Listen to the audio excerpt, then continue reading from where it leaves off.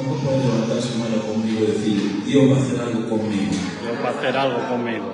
Así no se lo cree ni usted mismo. Pero díganlo con fe. Dios va a hacer algo conmigo. Dios va a hacer algo conmigo. Aleluya. Yo tengo una palabra de Dios en esta hora para compartir.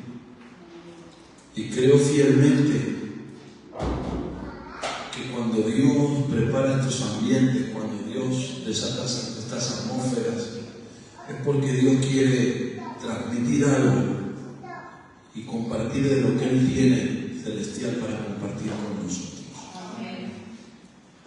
Quiero hacerles una breve introducción simplemente para que nos situemos en lo que quiero transmitirles y quiero ser puntual y directo en lo que quiero compartir con ustedes hoy. ¿Y cuántos se recuerdan del último mensaje que se predicó aquí? ¿Cuántos se recuerdan de la última palabra que se predicó el día miércoles? ¿Cuántos se recuerdan? ¿Ninguno? No, bien. Pues está bien. ¿De? Anterior al punto de crecimiento. El mensaje que predicó la pastora el domingo. Domingo, miércoles fue punto de crecimiento, el domingo pasado. Del altar.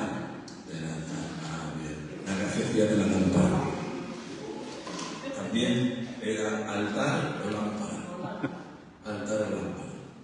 Y yo, asimilando todo eso, el Señor me llevaba a meditar en la importancia que tiene el altar. Y viendo todo lo que la pastora compartía y viendo todo lo que desarrollaba ese domingo, el Señor ponía una inquietud en mi corazón y yo decía, esto se ha quedado corto. Hablar del altar se ha quedado corto.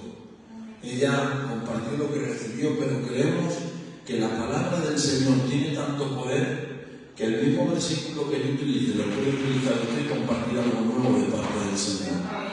Esa es la garantía de que la palabra es viva. Se lo voy a volver a repetir, la palabra es viva.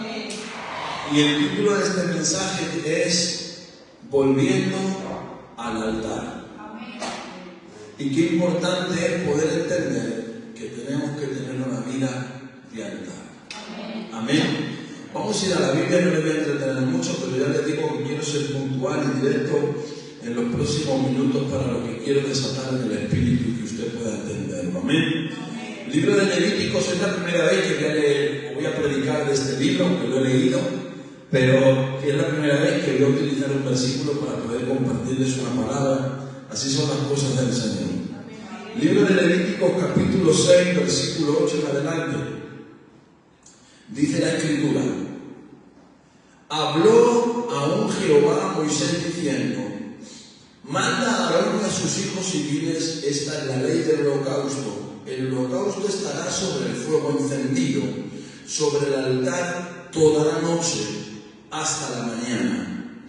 El fuego del altar arderá en él, y el sacerdote se pondrá sus vestiduras de lino, y vestirá calzoncillos de lino sobre su cuerpo.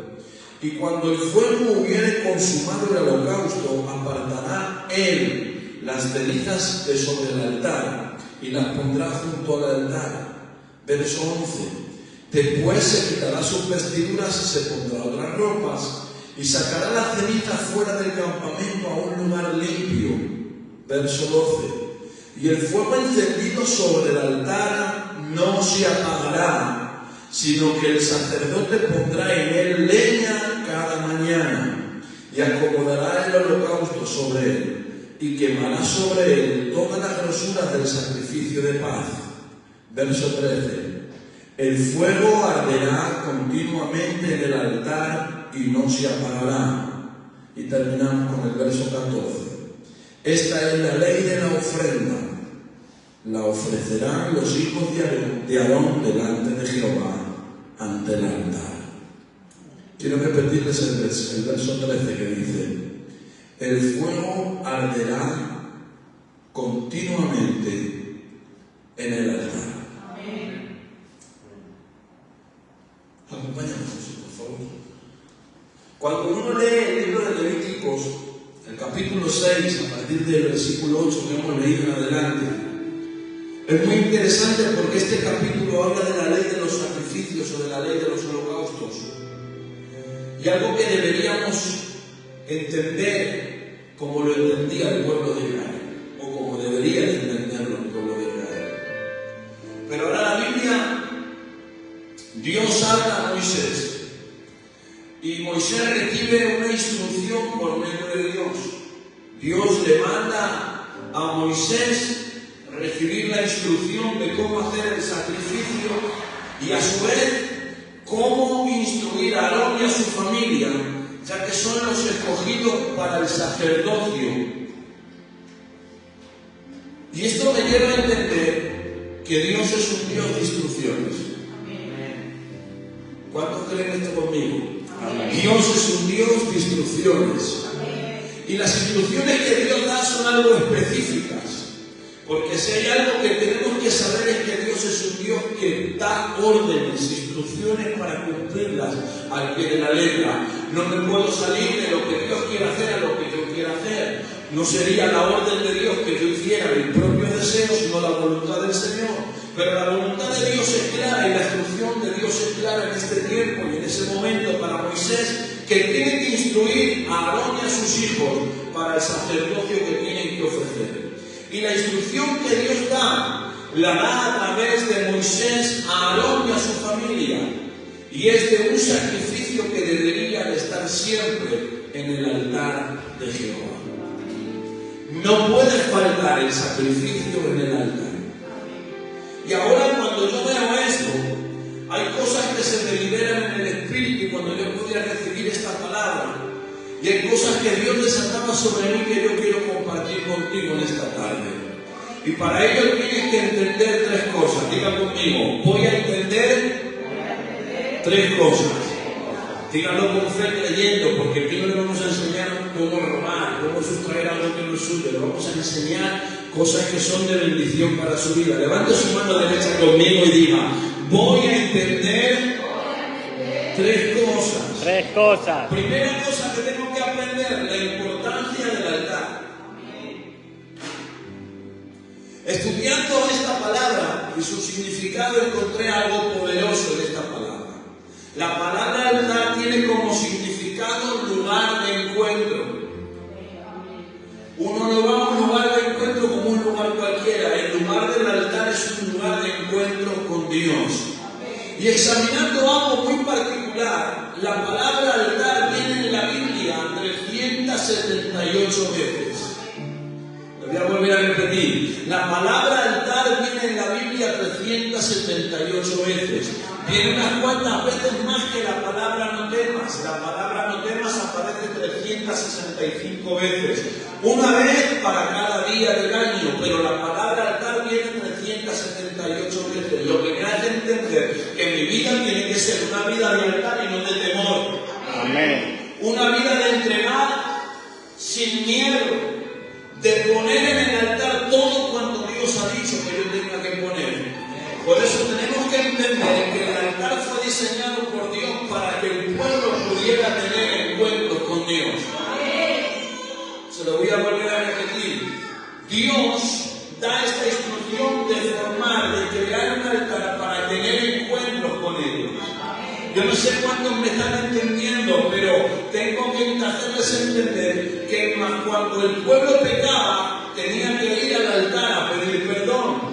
Tenía que traer su ofrenda expiatoria para pedir perdón al altar. Por eso es importante entender que Dios quería estar cerca de su pueblo y por eso Dios demanda de Moisés levantar un altar.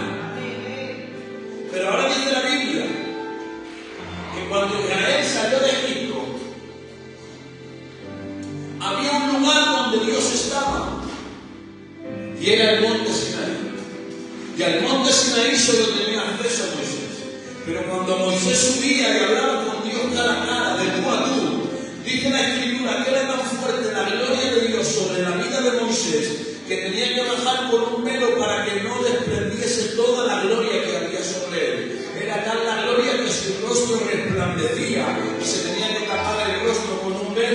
En otras palabras, cuando tú te encuentras con Dios, tienes que reflejar lo que Él es. ¿Cuántos me están entendiendo? Cuando tú vas al encuentro con Dios y te encuentras con Dios, tienes que reflejar lo que Él es, no lo que soy yo, no lo que usted es, sino lo que Dios es en nosotros y por nosotros, para gloria de su nombre. Pero ahora Dios le dice, quiero estar más cerca del pueblo.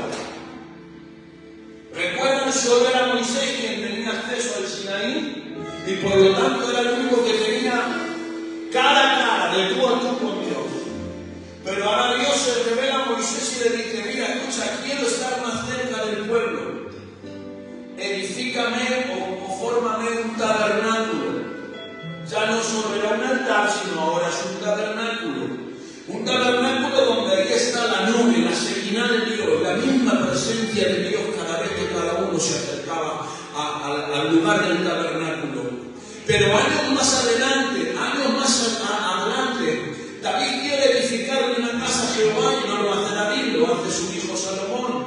Y cuando dice la Biblia que Salomón termina de edificar la casa a Jehová, la gloria de Dios cae tan fuerte que los sacerdotes no pueden entrar a ministrar porque la gloria de Dios es tan fuerte que los hombres no pueden entrar a ministrar en el templo, en la casa que Salomón ha edificado, porque la presencia y la gloria de Jehová lo habían llenado todo. Por eso alguien tiene que entender que cuando la gloria de Dios cae, los protocolos se rompen. Yo no sé cuántos me están entendiendo. Cuando la gloria de Dios cae sobre una vida, sobre un altar, tenemos que entender que algo se altera, algo se rompe. Alguien tiene que decir amén a esto, porque cuando la gloria de Dios cae sobre ti, algo se rompe en ti que no esperabas que se rompiera, pero es la gloria de Dios sobre tu vida, porque eres un altar.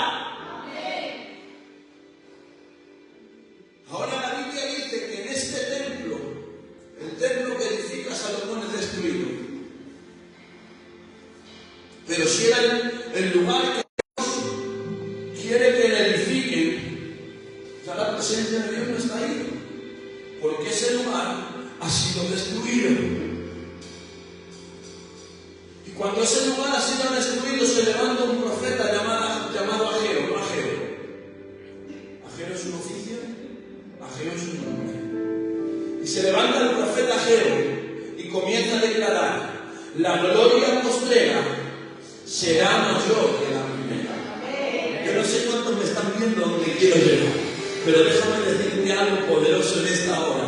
No sé cuántas glorias o cuántos encuentros has podido tener en tu altar, pero vengo a decirte que si tu altar se ha roto es porque algo nuevo Dios quiere edificar y levantar. Porque no puedes vivir de glorias pasadas sino esperar la manifestación de las glorias postreras.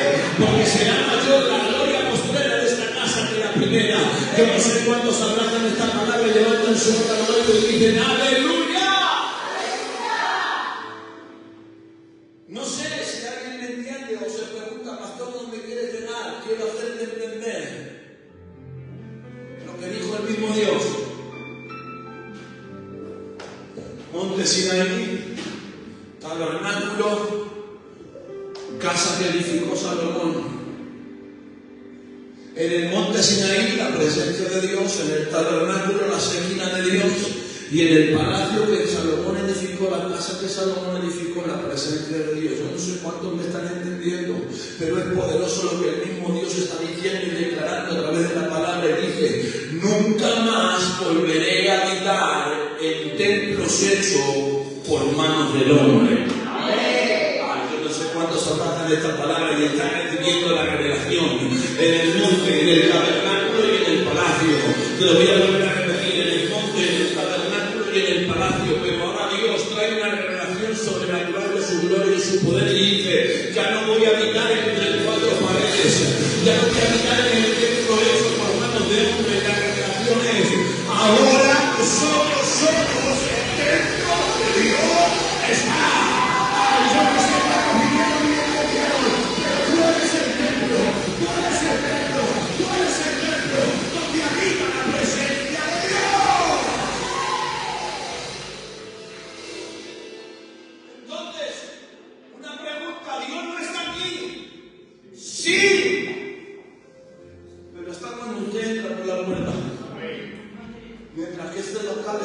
espacio, es un simple local.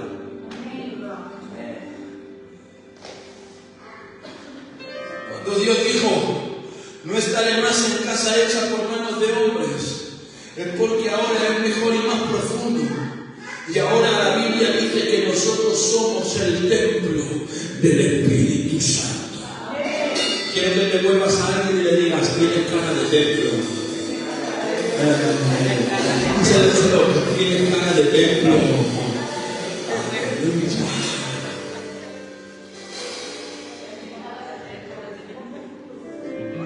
Dios ya no habita entre cuatro paredes. Escuchen, Dios no habita entre cuatro paredes. Amén. Dios habita dentro de alguien. Amén. Primero era el monte, solo tenía acceso a Moisés. Luego era el tabernáculo, solamente tenían acceso a los sacerdotes. Y luego era la casa que edificó Salomón y solamente tenían lugar los sumos sacerdotes. Pero ahora Dios dice, voy a cambiar eso. Voy a derramar mi gloria no sobre un lugar, sino sobre alguien. Yo no sé cuántos están entendiendo esto, pero tú no necesitas vivir de ambiente. Lo que necesitas es estar conectado a la fuente. Y cuando andas conectado a la fuente, no puedes vivir del ambiente, ni necesitas el ambiente para soltar una palabra que hay en tu boca. Hoy vengo a declarar que aquellos que son altares encendidos mantienen la presencia del fuego del Espíritu en su vida. Y quiero que pongas atención a esto, porque en el viejo pacto el arca representaba la presencia de Dios. Hay gente que me está entendiendo. En el antiguo pacto había un arca hecho de una madera especial, recubierta de oro, con dos ángeles que con sus alas tapaban toda la tapa del arca. Pero dentro del arca había tres cosas. Era el pacto que Dios había hecho con su pueblo. Estaban las tablas de la ley, estaba el maná que descendió en el desierto y la vara de Aarón que reverdeció. Eso era el antiguo pacto. Era de madera de acacia cubierta de oro y tres cosas tenía en su contenido. Pero el arca del nuevo pacto no es un arca de madera, está hecha de polvo de la tierra. Ay, no sé cuántos me están entendiendo. Y dentro del arca no está recubierta de oro, está recubierta con la sangre del cordero. Y no está recubierta con la sangre del cordero. No hay ley, no hay maná, no hay vara. Dentro del arca del nuevo pacto está el Padre, está el Hijo y está el Espíritu Santo de Dios. Yo no sé cuántos son jóvenes en eso, pero eres templo, eres templo, eres templo, eres templo.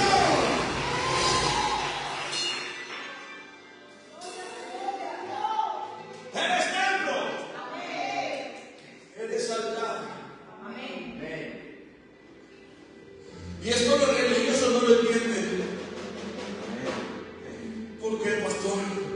Porque los religiosos veneran más el templo que al Dios del templo. En otras palabras, creen que el templo es más grande. Se lo voy a decir en español. Creen que el culto es más grande que Dios. Y creen que el culto es más grande que Dios. Y le dan tanta importancia al culto que se olvidan del Dios del culto. Por eso hay gente que como tiene tanta devoción por el culto, por el templo, por las cuatro paredes, que les dice su día de quitar el culto y te dicen, no, pastor, no, pues me voy de visita a otro culto. Y pero no son cultistas. Cultistas llenos de religión que no entienden que el templo no son las cuatro paredes, sino la vida de una persona con Dios. ¿Por qué te digo esto? Porque tienes que entender que hemos hablado mal durante mucho tiempo. ¿Cómo, pastor? ¿Cómo que hemos hablado mal? Sí. Diciendo, voy para la iglesia. Voy para el templo. Cuando tienes que entender que la iglesia eres tú. La iglesia es tuya. ¿No me lo entiendes? La iglesia no son las cuatro paredes, ni los espejos, ni la puerta. Que no, esto no es la iglesia. Que la iglesia es usted y yo, los que componemos el cuerpo de Cristo. Este local tiene importancia porque usted está dentro de él. En el momento que usted salga por esa puerta, este es un lugar muerto, sin vida, pero al estar usted en este lugar, siendo templo, siendo altar, la vida de Dios está en este lugar. Por eso escuche, no todavía, pero escuche, puede ser que mañana es domingo, tenemos actividad, pero el lunes no hay nada. Aquí entra alguien por esa puerta y no siente nada, pero si alguien ahora entra por esa puerta y dice, estoy sintiendo algo diferente, ¿sabe cuál es la diferencia? Que hoy usted está aquí adentro, pero el lunes no va a estar, y ahora se quiere apoderar. Usted es el templo, usted es la casa, usted es la habitación donde Dios habita, el altar donde Dios se derrama.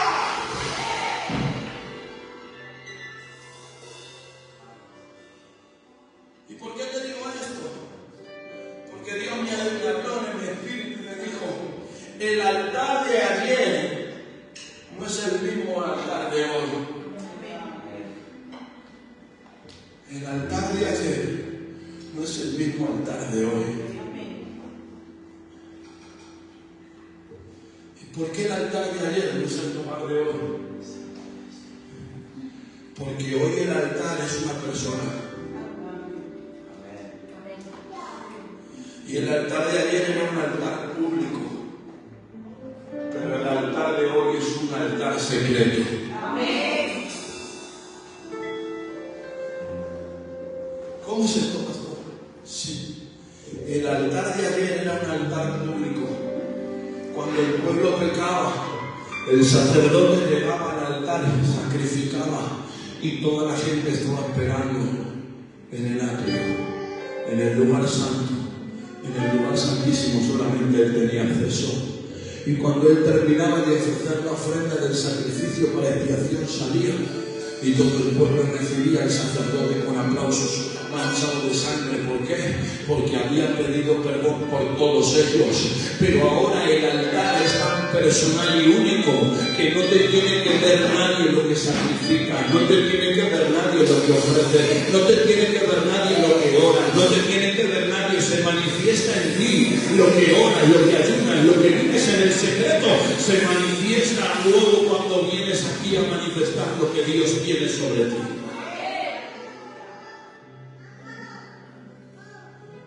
Y cuando yo descubrí que el altar de hoy es un altar secreto, buscando en la palabra me encontré con el hombre que más altares hizo a Jehová.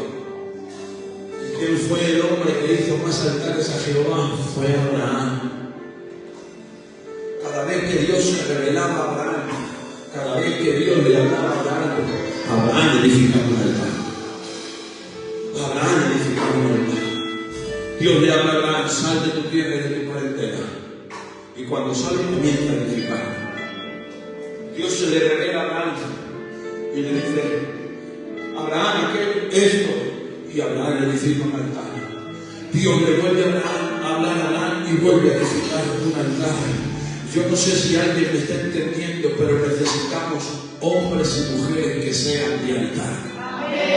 Esa es la señal evidente de que Dios te habla. Porque cada vez que Dios te habla es necesario que tú edifiques un altar. Yo no sé cuántos me están entendiendo, pero en otras palabras, Dios está buscando una generación que no esté hablando en el chisme, ni en el cuento, ni en la crítica. Y permítanme con mucho respeto esta palabra, que se dejen de tanta farándula de la vida, de tantas fábulas que ven y escuchan, y vivan una vida de altar. No necesitamos gente que ande en cuentos y en chismes y en críticas, que se entera al fulano, que se entera a la mexicana.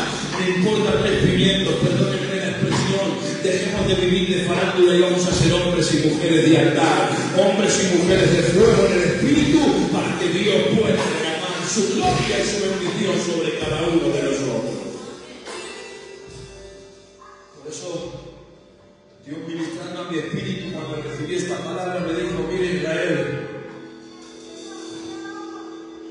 yo no puedo derramar fuego en el altar cuando el altar está de cualquier manera, cualquier condición. Quiero que ponga atención a esto, por favor. Porque el Espíritu me ministró personalmente y me hizo entender muchas cosas que suceden en mi vida y también en la vida de todos ustedes. El Espíritu Santo me ministró y me dijo: no puedo derramar de mi fuego en el altar si el altar está en cualquier situación o condición. Primera de Reyes, capítulo 18. Elías desafía a los profetas de Baal. Vamos a ver quién es el verdadero Dios. Son las palabras del profeta Elías a los Baales. Y cuando Elías llega ante los Baales, dice: subamos al monte, partamos el buey, pongámonos sobre la leña, pero no hagamos fuego. Y ahora el Dios que responda por fuego, este será el Dios verdadero. Elías es uno solo. Los profetas de Baal son 850. 850 profetas contra uno solo. Y ahora me dice la palabra del Señor. Elías dice: como vosotros sois más, empezad vosotros. Y lo dice la Biblia: desde la mañana al mediodía. No sabemos a qué hora empezaron por la mañana, pero el mediodía, 1, 2 de la tarde, 3 de la tarde, vamos a darle. Pero imagínate que empezaron a las 9 de la mañana hasta las 3 de la tarde. 6 horas. 850 profetas de Baal. Y empiezan a clamar: Baal responde por fuego. Baal responde por fuego. Y Baal guarda silencio. Baal responde por fuego. Llega un momento donde ellos hacen lo que acostumbrados están. Empiezan a cortarse y a sajarse, a derramar su propia sangre. Dice que ya les sangrado de tanto sacrificio, 850 profetas.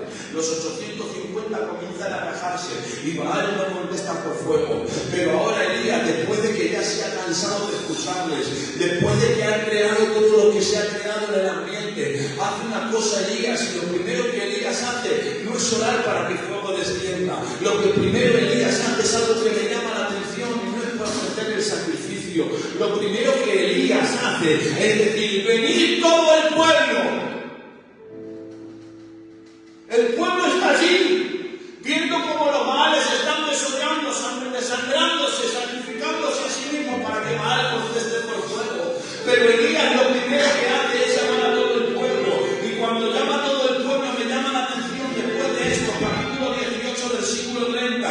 Elías dijo a todo el pueblo: acercaos a mí. Y todo el pueblo se acercó. Y dice la Biblia categóricamente: y Elías arregló el altar de Jehová que estaba arruinado.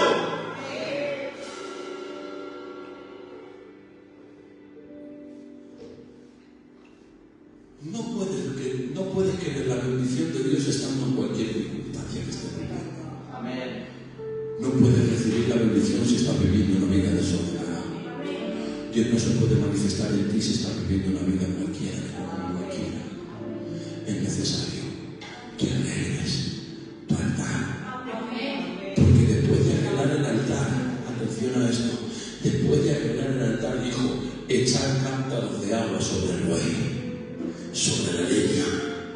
Dice que tanto agua echaron que la zanja que hizo alrededor del altar se llenó.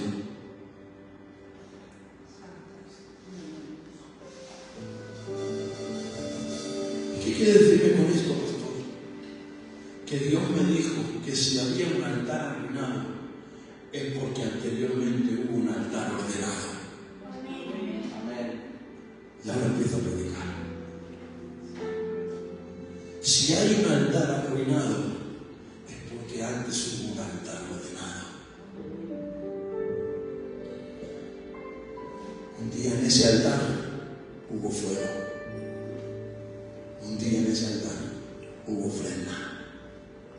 Un día en ese altar hubo experiencia con Dios. Y tú sabes lo que pasó. Tú mejor que nadie sabes lo que pasó ese día. Ese día que el altar se arruinó. Ese día en que el altar se descuidó y el fuego comenzó a apagarse. Tú mejor que nadie sabes lo que pasó. Y sabes, Dios me habló al Espíritu y me dijo: Israel, ¿Sabes? Hay gente que dejaron el altar y dejaron de tener fuego por vivir bonitos recuerdos. Vivir de bonitos recuerdos. ¿Te acuerdas? ¿Te acuerdas? Yo me acuerdo. Pero tú no puedes vivir de experiencias pasadas. Por eso alguien me dijo en cierta ocasión: nadie vive de comer ayer. Te lo voy a volver a repetir. Nadie vive de comer ayer. Todo el mundo come hoy. Te lo voy a decir otra vez. Todo el mundo come hoy. Porque no sé cuánto me van a entender, pero es necesario que dejes de vivir de glorias pasadas, de experiencias pasadas, porque la gloria de hoy es mayor que la de ayer, porque la bendición que Dios quiere darte es hoy mayor que la de ayer. Alguien tiene que creer esto conmigo. Necesitamos empezar a restaurar el altar.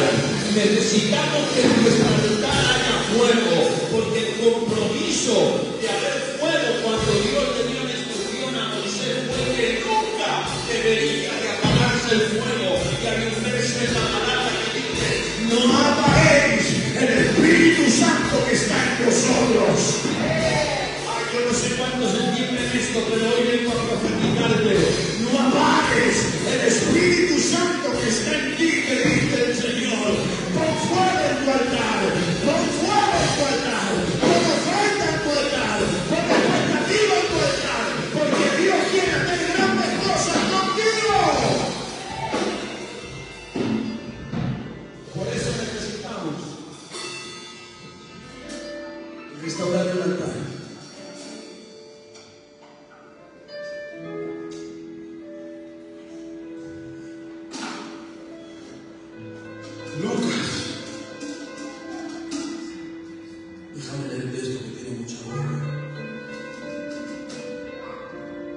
Lucas capítulo 2,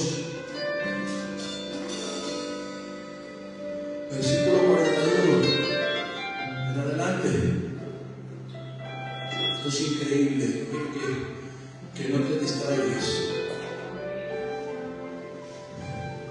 Mira lo que dice la Escritura, Lucas capítulo 2, versículo 41. Iban sus padres todos los años a Jerusalén en la fiesta de la Pascua. Está hablando de José y de María. Iban sus padres todos los días a Jerusalén. Iban sus padres todos los años a Jerusalén en la fiesta de la Pascua. Y cuando tuvo 12 años subieron a Jerusalén conforme a la costumbre de la fiesta. Diga conmigo costumbre. No, diga conmigo costumbre. No, levante su mano derecha y diga conmigo costumbre. Como era costumbre de la fiesta. Al regresar ellos acabada la fiesta, se quedó el niño Jesús en Jerusalén sin que lo supieran José y su madre. Pongan atención a esto. A ver, y José y su madre, verso 44. Y pensando que estaba entre la compañía, es decir, entre la gente, anduvieron camino de un día y le buscaban entre los parientes y los conocidos, pero no le hallaron. Y dice la Biblia: volvieron a Jerusalén a buscarle, y cuando aconteció que 3 días después le hallaron en el templo. Yo no sé si usted ha escuchado lo que hemos leído,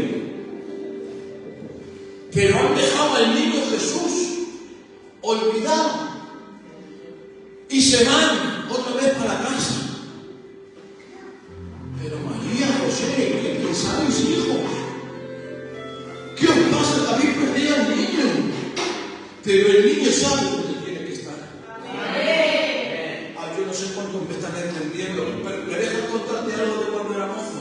Cuando era mozo la gente venía, los amigos, los chicos venían a buscarme a la casa y mi madre decía: no está aquí, hijo, mira que se está en el culto. Da igual la hora que fuera. Si fuera de tarde, fuera de mañana, fuera de noche, daba igual. Llamaban: tía, no sé, hijo, no soy de la casa, estará allí en la iglesia con los chicos. Vale, iban a la puerta del culto, llamaban: Mirábamos quiénes, sabíamos, otros más pasados. Pasaba mis horas en el templo. En el templo, yo era el templo. Pero nos reuníamos entre las cuatro paredes. Y era el lugar donde tenían que buscarnos. Pero José y María han perdido el niño. ¿Y saben por qué han perdido el niño? ¿Se lo digo o no se lo digo? Por la costumbre. Subían como era costumbre. Y la costumbre lo que hace es que el fuego del altar se apague. Lo que hace que perdamos al niño Jesús es la costumbre. Es que vengo al culto por costumbre, es que vengo por costumbre, es que vengo porque no tengo otro lugar, pero deja de venir por costumbre y ven por revelación, porque tienes el altar encendido y necesitas manifestar lo que Dios ha hecho en tu vida. Pero me sorprende y me llama la atención que dice la Biblia que regresaron después de 3 días y no se dieron cuenta, regresaban a ver si estaba allí el niño, pero ¿saben algo? Tengo que hacerle entender cómo un padre y una madre van a caminar un día y no se van a dar cuenta que un niño de 12 años no está con ellos. Si es un bebé, lo entiendo, lo tienes en mantilla, pero es una persona de 12 años, va a tu lado, pero a tu vera, enseñándole, diciéndole lo que son las cosas y lo que no se puede hacer. Es un niño de 12 años, pero Dios me dijo, muchas veces en el camino perdemos cosas y no nos damos cuenta. En el camino perdemos cosas y no nos damos cuenta.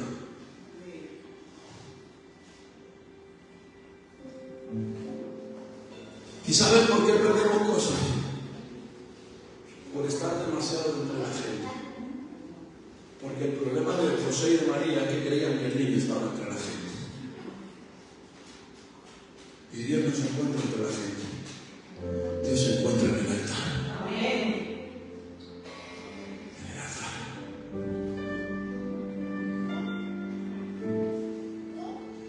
Pero algo que me hizo bien es que regresaron. Se dieron cuenta de que regresaron. ¿Saben cuál es el problema de muchos? Y permítanme esta expresión. Que muchos caen, tropiezan. Y algunos se levantan y vuelven a retomar la senda antigua. ¿Cómo pastor la senda antigua? Sí, porque la senda antigua no habla de que si la mujer tiene que ir en pantalón o tiene que ir en falda. Eso no es senda antigua. La senda antigua es que tenemos que quitar las rodillas para encontrarnos con Él. O sea, le voy a decir algo, apúntese esto, que esto es bueno. La senda antigua son principios. No es legalismo. Es principios. No es que si tengo que venir con el moño aquí o el moño allí. No es que tengo que venir así o si tengo que venir así. Que si el pastor tiene que llevar corbata, tiene que llevar camisa. Eso no es senda antigua. Senda antigua son principios. Principios que me llevaron a estar donde estoy por la gracia y el favor del Señor. Pero me llama la atención y me dice la palabra del Señor que ellos volvieron atrás. Volvieron a retomar la ruta en la que habían perdido al niño. Tengo que decirte de parte de Dios, regresa al lugar donde sabes que perdiste algo. Regresa al lugar del altar donde lo dejaste. El altar sigue estando ahí para que tú vengas a ofrecer y a traer tu ofrenda, para que seas hombre y mujer de altar.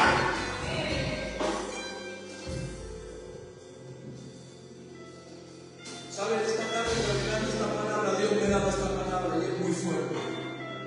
Hay altares que solamente tienen ceniza y humo. Son altares, pero solo tienen ceniza y humo. ¿Y saben lo que provoca el humo y la ceniza? Te ahogan. El humo y la ceniza te ahogan.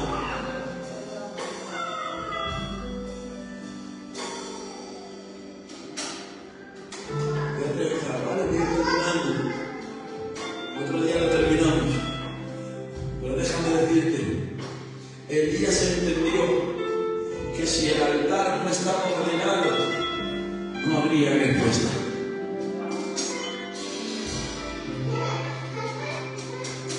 Y ahora Elías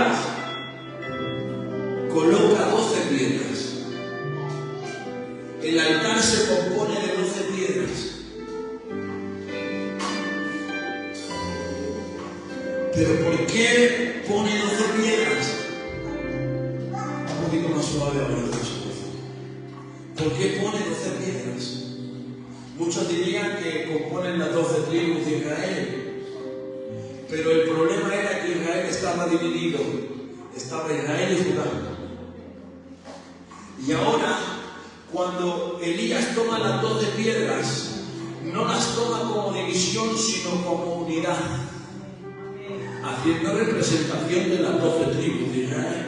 No de la independencia de Israel y Judá por otro lado, sino que lo que Elías trata de decir es: no son dos, es uno. No sé cuántos me están entendiendo, pero vengo a hablarte, porque si no hay unidad, no puede haber altar.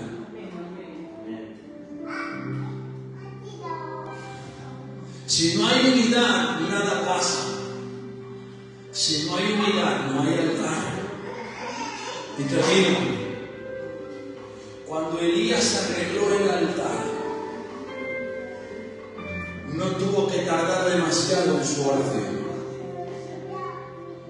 No tuvo que hacer una oración muy extensa ni muy elocuente.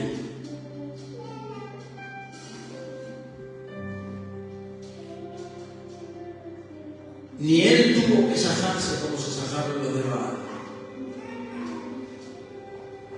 sino que Dios respondió al clamor de un profeta porque había ordenado el altar. Voy a volver a repetir. Dios respondió al clamor de un profeta porque el profeta ordenó el altar. Necesitamos volver al altar.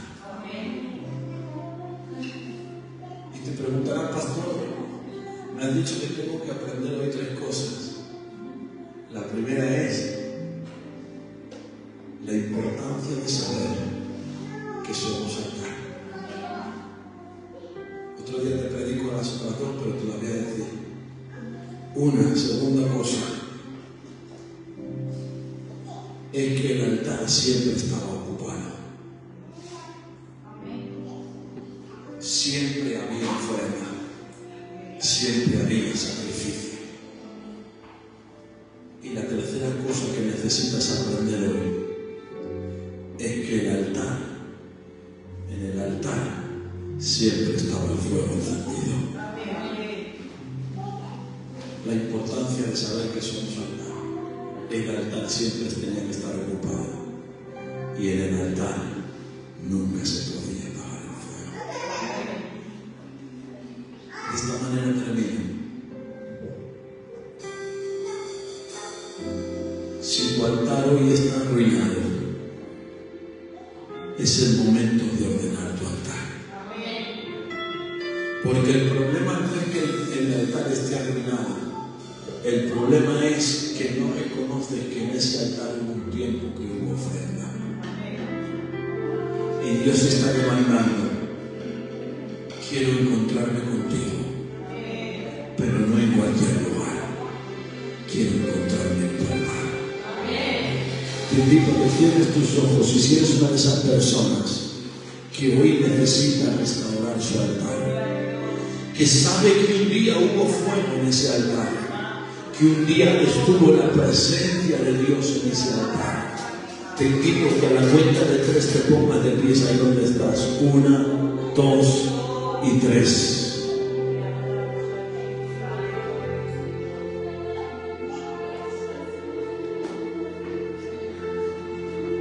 Si tú eres una de esas personas que hoy quiere restaurar su altar, donde hay ofrenda, donde hay fuego, este es el momento. Dios te bendiga. Dios te bendiga. Dios te bendiga. Espíritu Santo.